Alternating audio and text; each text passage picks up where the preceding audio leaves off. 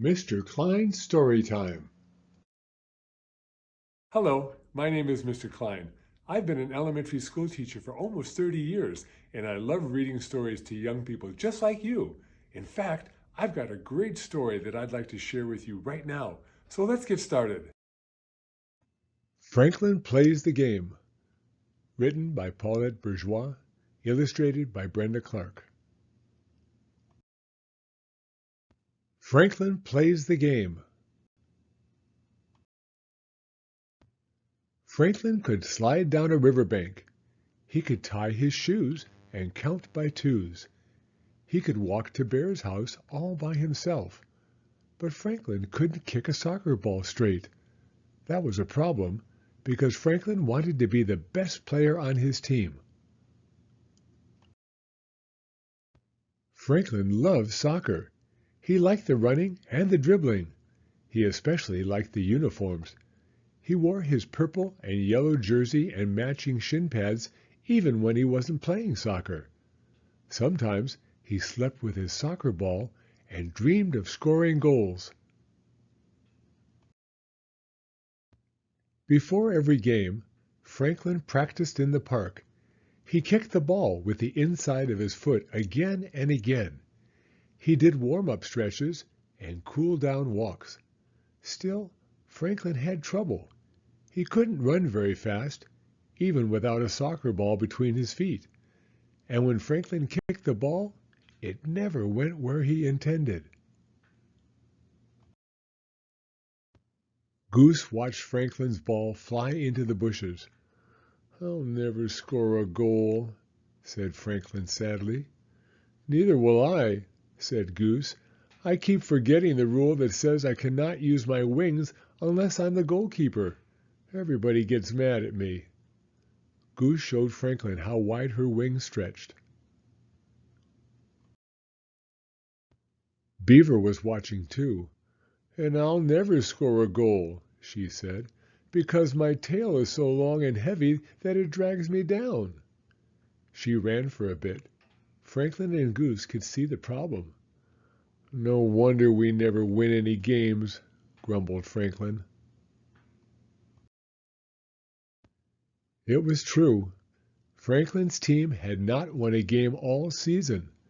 Bear's team won every game. Losing didn't bother Coach. She said the same thing before each game. "Let's have fun out there." Losing didn't bother Franklin's parents, who shouted, "Nice try," whenever Franklin got the ball. But it bothered Franklin a lot. "What's wrong?" asked Franklin's father. "I never score a goal," answered Franklin.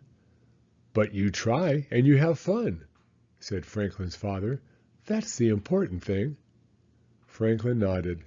That's what all the grown-ups said. But he really wanted everybody to cheer for him. He wanted to score a goal. It wasn't only Franklin who felt that way. Each of Franklin's friends wanted to score a goal. But the harder they tried, the worse they played. Franklin forgot where to stand. Goose forgot what to do. Whenever the ball came to Franklin's teammates, they rushed towards it. Players tripped over feet and tails and long ears. They crashed into a heap.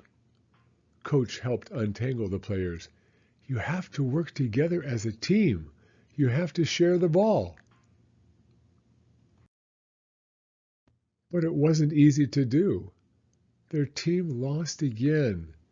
It made the players feel sad. Franklin huddled inside his shell.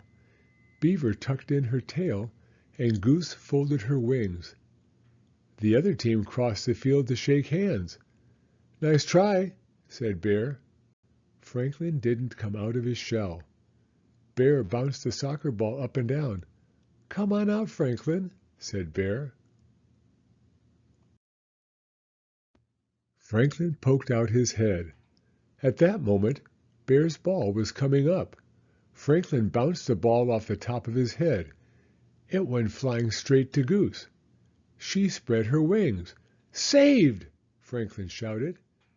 Beaver was so excited that she flapped her tail up and down. "That's it!" cried Franklin. "What's it?" asked Bear. Franklin smiled at Beaver and Goose. "I think I know how we can score goals," he said, patting his head, "but it'll take some teamwork."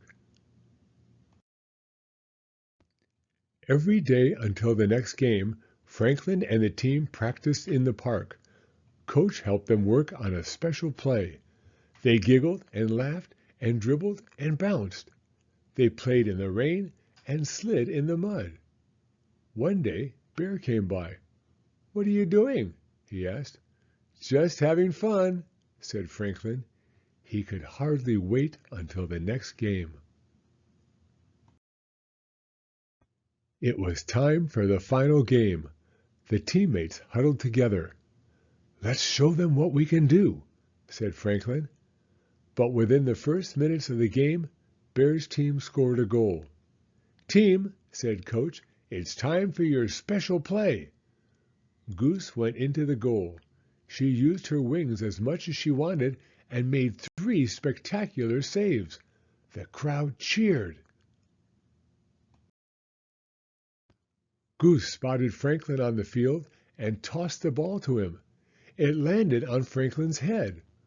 One strong bob, and Franklin set the ball soaring to Beaver. With a swish of her tail, Beaver passed the ball to Rabbit. He lifted his big foot and kicked the ball into the net. Franklin's team scored.